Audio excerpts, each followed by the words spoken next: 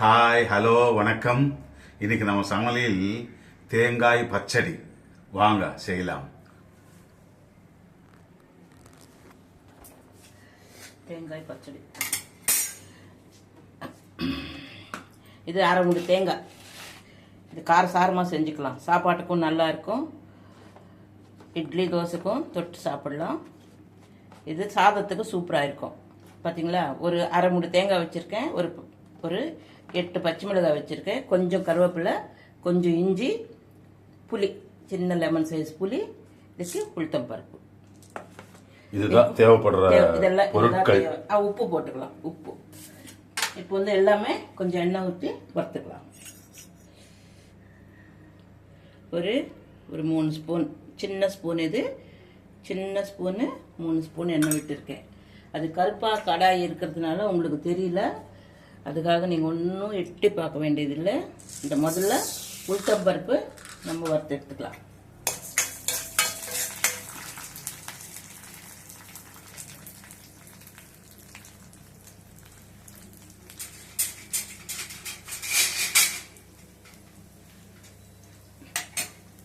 சிம்பிளாக செஞ்சுக்கலாம். சும்மா வெறும் தேங்காய் போட்டு ஒடிச்சுக்கல் போட்டு சட்னி செஞ்சு சாப்பிட்றத விட இந்த மாதிரி செஞ்சு சாப்பிட்டீங்கன்னா சாதத்துக்கும் யூஸ் ஆகும், இட்லி தோசைக்கும் யூஸ் ஆகும், நல்லா இருக்கும். ரெண்டுத்துமே வச்சு சாப்பிடலாம். 2 in 1 டிஃபன் அண்ட் மீல்ஸ். பச்சடி இது வந்து சிகப்பா வறுத்து எடுக்கணும். பச்சை மிளகாய் வந்து இந்த மாதிரி 2 கட் பண்ணிக்கணும். இல்லைன்னா பட்டுனா வெடிச்சிடும். அதுக்கு தான் நான் 2 கட் பண்ணி வைக்கிறேன். பார்த்துக்கோங்க, போதும், இந்த காரம் போதும். நான் இன்னைக்கு வெறும் பச்சை மிளகாய் வச்சு நான் செய்கிறேன், காஞ்சி மிளகாய் இல்லாமல். உங்களுக்கு காஞ்சி மிளகாய் வேணுமுன்னா கூட வச்சுக்கலாம். பச்சை மிளகாவே வைக்கணும்ன்றது இல்லை, காஞ்சி மிளகாவும் வச்சுக்கலாம். இது வந்து கொப்பரி பச்சடின்னு சொல்லுவாங்க தெலுங்குல. கொப்பரி பச்சடி, தமிழில் வந்து தேங்காய் பச்சடி. வெறும் தேங்காய் வச்சு பச்சடி பண்ணுறதை விட கொஞ்சம் இஞ்சி, இந்த கருவேப்பிலை அந்த மாதிரி வச்சா டேஸ்ட் நல்லா இருக்கும். இந்த மாதிரி உளுந்து கொஞ்சம் வச்சு அரைச்சிங்கன்னா. இப்போ பச்சை மிளகாய் போட்டுருக்கேன். இப்போ கருவேப்பிலை போட்டு நல்லா வதங்கினதுக்கப்புறம் ஆற வச்சு மிக்சியில் போட்டுக்கணும். தேங்காயில் வதக்க தேவையில்லை, இது மட்டும்தான் வதக்கினா போதும். இப்போது இஞ்சி கூட சேர்த்துட்டேன். இஞ்சி ரொம்ப வறுக்கக்கூடாது, கொஞ்ச நேரம் வதங்கினா போதும். வேணுமுன்னா இந்த தேங்காய் கூட இதில் இப்போ போட்டுட்டு இறக்கிடலாம்.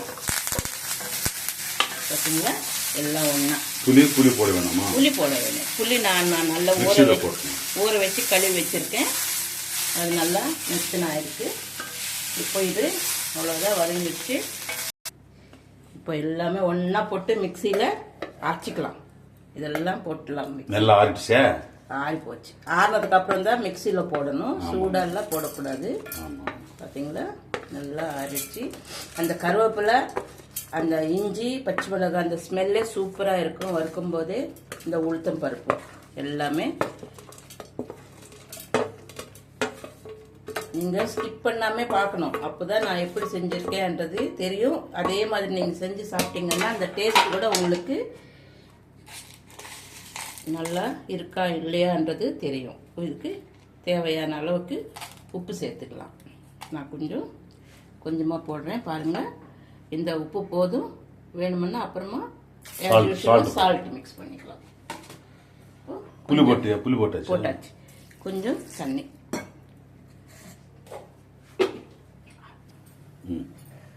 இப்போ நைஸாக அரைச்சிட்டேன். இது நைஸாக அரைச்சிட்டோம். இப்போ தாளிக்கலாம். ஏன் நான் கருவேப்பிலை, இஞ்சி வச்சிருக்கிறவங்கன்னா வெறும் தேங்காய் பச்சடி அப்படின்னாக்கா சிலருக்கு வந்து ஜீரணம் ஆகாது. கொஞ்சம் கருவேப்பிலை, கொஞ்சம் இஞ்சி வச்சு பச்சடி பண்ணோம்னா யார் சாப்பிட்டாலும் நல்லா ஜீரணம் ஆகிடும். இப்போ 2 ஸ்பூன் எண்ணெய் விட்டுருக்கேன். இதை பாருங்க, கொஞ்சம் கடுகு, as usual இதுக்குள்ள உடகம் போடுதா? உடகம் வந்தால் போடக்கூடாது. கடுகு சீரகம், அவ்வளவுதான். வெந்தயம் கூட தேவையில்லை.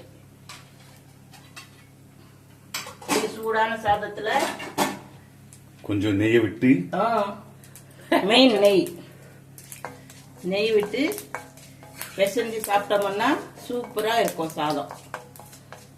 இல்லை உங்களுக்கு இட்லி, தோசை, உப்புமா அதுக்கெல்லாம் கூட வச்சுக்கலாம். இது 2 in 1 பச்சடி. இந்த கருவேப்பிலை இல்லாம கூட வெறும் தேங்காய் வச்சு பச்சடி பண்ணிக்குவாங்க. நான் கொஞ்சம் கருவேப்பிலை, கொஞ்சம் இஞ்சி வச்சிருக்கேன். அவ்வளோதான். கொஞ்ச நேரம் வதக்கிக்கலாம். இதில் வந்து கொஞ்சம் தண்ணி, மிக்சியில் தண்ணி இது ஊத்துறேன். அவ்வளோதான். இது ஒரு செகண்ட் அப்படி கொஞ்ச நேரம் வதக்கி விட்டுட்டு ஆஃப் பண்ணிட்டு, இன்னும் மாங்காய் சீசன் இன்னும் வரல. மாங்காய் நல்லா வந்துடுச்சுன்னா, பச்சடி செய்கிற மாங்காய் வந்துடுச்சுன்னா உங்களுக்கு நான் பச்சடி எப்படி செய்யறது, அது ஒரு 6 மாதம் 1 வருஷம் கூட நீங்கள் ஃப்ரிட்ஜில் எடுத்து வச்சுக்கிட்டு சாப்பிடலாம். இன்னும் மாங்காய், நல்ல மாங்காய் வரல. வந்தால் ஆவக்காய் மாங்காய் பச்சடி அதெல்லாம் நான் வந்து உங்களுக்கு செஞ்சு காட்டுறேன். அதே மாதிரி நீங்கள் செஞ்சு சாப்பிடுங்க.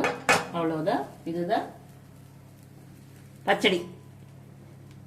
இதே மாதிரி செஞ்சு சாப்பிடுங்க. லைக் பண்ணுங்க, ஷேர் பண்ணுங்க, கமெண்ட் பண்ணுங்க. சாப்பிட்டுட்டு நல்லா இருக்கா இல்லைன்ட்டு. சப்ஸ்கிரைப் மட்டும் மறக்காம பண்ணுங்க. ஓகே.